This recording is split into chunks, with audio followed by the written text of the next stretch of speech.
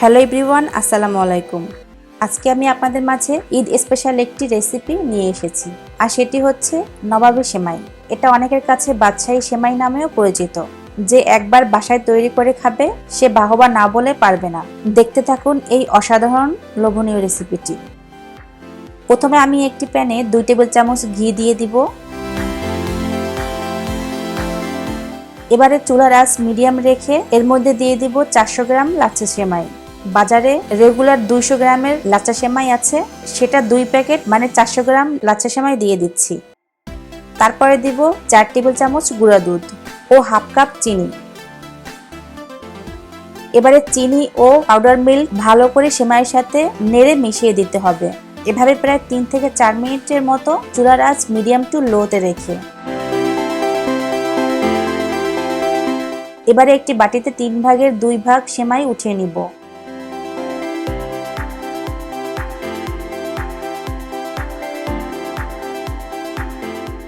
আর বাকি যে 1 ভাগ সেমাই থাকবে সেটা অল্প একটু জর্দার কালার দিয়ে মিশিয়ে নিব। এটা অপশনাল, আপনারা চাইলে জর্দার কালারটা স্কিপ করতে পারেন। এটা জাস্ট আমি সেমাইটা সুন্দর দেখাবে বিধায় দিয়েছি। একটু নেড়েচেড়ে নামিয়ে সাইড করে রাখবো। এবারে যাচ্ছি সেমাইয়ের জন্য ক্রিম তৈরি করতে। তার আগে আপনাদের কাছে একটাই রিকোয়েস্ট থাকবে, আমার চ্যানেলটি সাবস্ক্রাইব করার জন্য। আর সাবস্ক্রাইব লেখার পাশের বেল আইকনটা অন করে অল নোটিফিকেশনে ক্লিক করুন, যাতে আমার নতুন রেসিপি আপলোড হওয়ার সাথে সাথেই আপনাদের কাছে পৌঁছে যায়। এখানে আমি একটি প্যানে 1 লিটার দুধ আগে থেকে জাল করে হাফ লিটার করে ঠান্ডা করে রেখেছিলাম। চুলা অফ রেখেই এই ঠান্ডা দুধের মধ্যে দিয়ে দিব হাফ কাপ ফ্রেশ ক্রিম। এই ফ্রেশ ক্রিম যে কোনো সুপার শপে কিনতে পাওয়া যায়। ফ্রেশ ক্রিমটা একটি হ্যান্ড উইক্স দিয়ে নেড়ে দুধের সাথে মিশিয়ে দিব।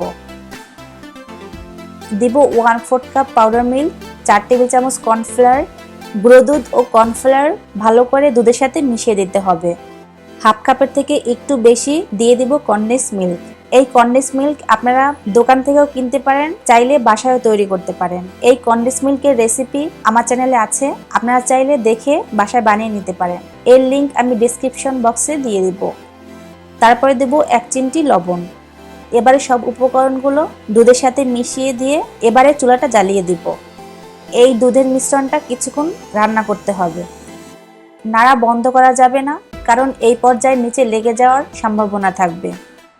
দেখতেই পাচ্ছেন ক্রিমটা ঘন হয়ে আসছে। ঠিক এই অবস্থায় চুলা থেকে ক্রিমটা নামিয়ে ফেলতে হবে। অন্যদিকে আমি ক্রিম ও সেমাই সেট করার জন্য একটি সার্ভিং ডিশ নিয়েছি। প্রথম পর্যায়ে যে সেমাইটা আমি ভেজে নিয়েছিলাম সেটার অর্ধেকটা এই ডিশের মধ্যে প্রথমে বিছিয়ে দেব। চারপাশে সমান করে চেপে দিয়ে সেট করে নিতে হবে। ক্রিমটা গরম থাকা অবস্থায় এবারে সেমাইয়ের উপরে দিয়ে দিতে হবে। একটু খেয়াল করে দেখুন আমি কিভাবে করছি।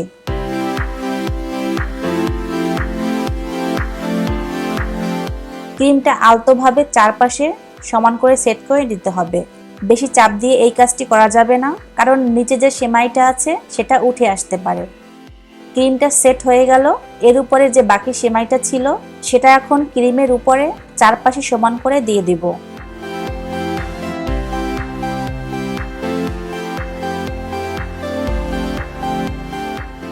এবারে জর্দার কালার দিয়ে ভেজে রাখা সেমাইটা এর উপরে দিয়ে দিব।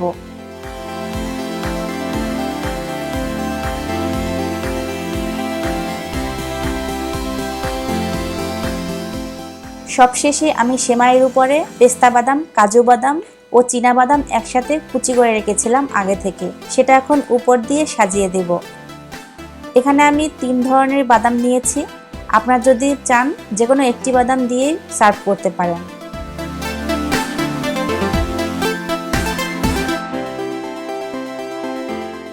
মেশানো পুরোপুরি হয়ে গেলে এবারে আমি 2 ঘন্টা নর্মাল ফ্রিজে রেখে দিব। এই সেমাইটা ঠান্ডা অবস্থায় খেতেই বেশি ভালো লাগে। আপনারা চাইলে সেমাইটা গরম থাকা অবস্থায়ও খেতে পারেন। তো ভিউয়ার্স, এই ঈদে স্পেশাল রেসিপিটি আপনারা বাসায় ট্রাই করবেন। অসাধারণ ভিন্ন স্বাদের খেতে হয় এই নবাবী সেমাই। যারা এখনও এই সেমাইটি বাসায় বানিয়ে খাননি তারা আমার এই রেসিপিটি ফলো করে বানিয়ে নিতে পারেন বাসায়। সবাইকে ঈদ মোবারক জানিয়ে শেষ করছি। সবাই অনেক ভালো থাকবেন। আল্লাহ হাফেজ।